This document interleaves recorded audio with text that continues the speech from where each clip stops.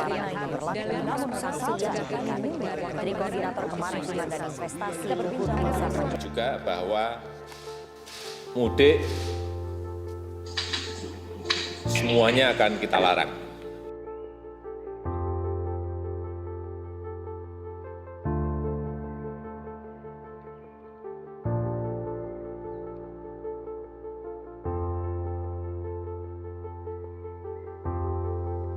Bagaimanakah seharusnya kita menyikapi polemik kebijakan mudik tersebut?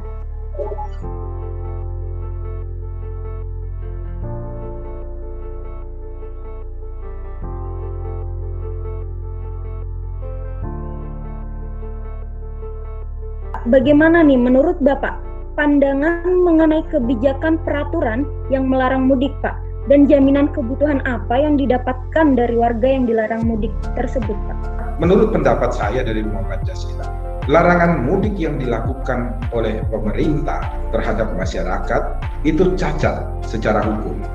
Kenapa saya katakan cacat secara hukum?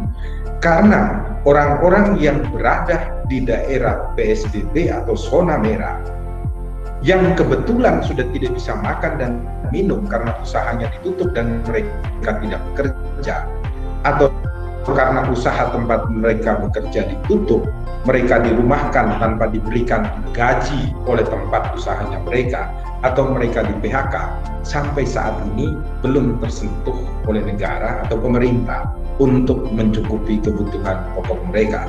Maka selama pemerintah tidak dapat memenuhi kebutuhan pokok mereka, larangan mudik secara hukum cacat. Jadi seluruh warga Jakarta yang KTP luar Jawa ataupun yang perantau lah untuk didata semua, entah itu dinas sosial ataupun Kemenhub ataupun siapalah, untuk didata yang sudah tidak kuat untuk bertahan di Jakarta untuk dipulangkan ke kampung halaman dengan protokol kesehatan Kementerian Perhubungan itu, untuk diberangkatkan saja, tapi sesuai dengan protokol kesehatan. Sesudah nyampe wilayahnya tersebut bisa diisolasi. Seperti itu, bisa nggak pemerintah seperti itu? Bagaimana nih Pak, tanggapan Bapak terkait dampak pelarangan mudik dari sudut pandang medis Pak terhadap penanganan COVID-19 saat ini di Indonesia? Silakan. Intinya mudik silakan, asal jangan dari dan ke zona merah. Yang kedua, pilihan terbaik saat ini adalah menunggu di rumah hingga wabah dan pandemi ini reda. Ya, dengan kata lain, sebaiknya jangan dulu mudik. Yang saya tanyakan, Pak, apakah dari rumah sakit sendiri ini sudah menerapkan protokoler kesehatan kepada tenaga medis, dokter, dan perawat yang dokter dan perawat ini tuh tidak langsung berinteraksi dengan COVID gitu loh Pak. Itu saja Pak yang saya tanyakan. Terima kasih. Gimana sih pendapat Bapak tentang data korban pasien dari daerah yang datanya itu tidak sinkron dengan pemerintah pusat nih Pak?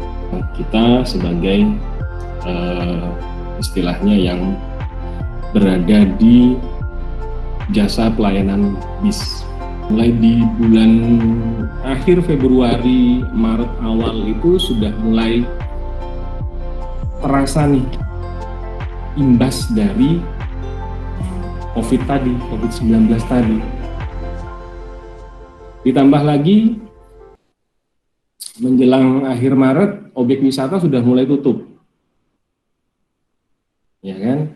Nah, ini pukulan awal pertama untuk pengusaha bis pariwisata. Di sini terdapat berita bahwa ada beberapa travel ilegal yang masih beroperasi, Pak. Beroperasi mengantarkan pemudik ke daerah-daerah. Nah, menurut Bapak, penegakan sanksi pada travel ilegal ini yang sepantasnya diberikan bagaimana, Pak?